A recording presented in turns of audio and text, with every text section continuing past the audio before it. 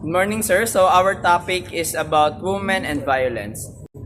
Our learning objectives distinguish the forms of violence against women, justify how subtle forms of violence affect women, articulate ways to prevent violence against women.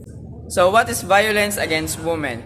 Violence against women was only placed in the agenda of women's movement in the beginning of 1980s. It is considered one of the most taboo topics in feminism and has a long history of contention. We have four types of violence against women: the physical violence, psychological violence, economic violence, and sexual violence. So, physical violence involves causing physical or bodily harm against another person. For example, hitting, punching, slapping, kicking, or pushing someone. These actions all cause pain or injury to a person's body. Next is psychological violence. This involves causing harm to a victim through the use of emotional manipulation, resulting in mental suffering. For example, making someone feel bad about themselves, threatening to hurt someone's loved ones, or to ruin their reputation if they don't want what is asked. Third is economic violence, the privation of women's financial independence, stopping her from working, preventing her from getting a job, forcing her to quit a job, or making it impossible for her to keep a job. By example is harassing her to work or sabotaging her childcare. And lastly, sexual violence, the force of unwanted sexual acts upon a person. Forced sexual acts, making someone perform sexual acts on someone else, on themselves, or watch sexual acts they don't want to see. Thank you. These are the laws on violence against women in the Philippines. Anti-Sexual Harassment Act of 1995 RA 7877. This law protects women and men from unwanted sexual actions or comments, especially in workplace and schools.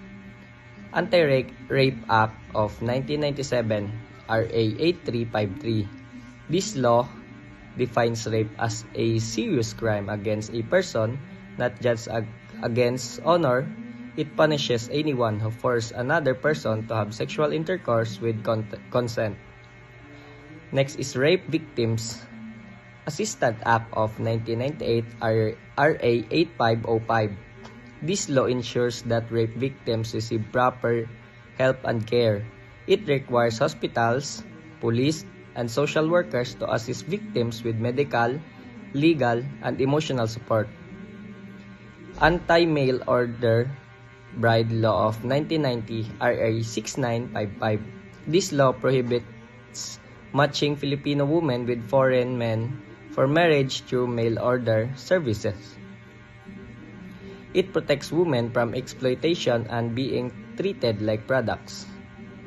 Anti-Trafficking in Persons Act of 2003 RA 9208.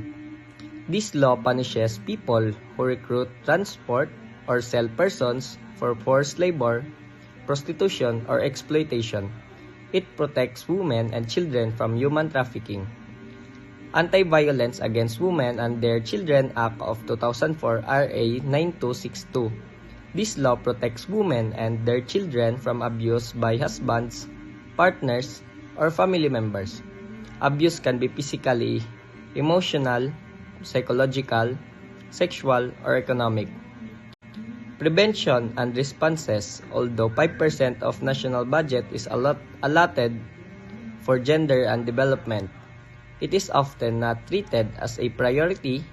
Efforts against violence against women, or VOW, focus more on helping victims after abuse happens rather than preventing it. Because of this, preventive programs like education and early intervention are still lacking even in some organizations meant to protect women.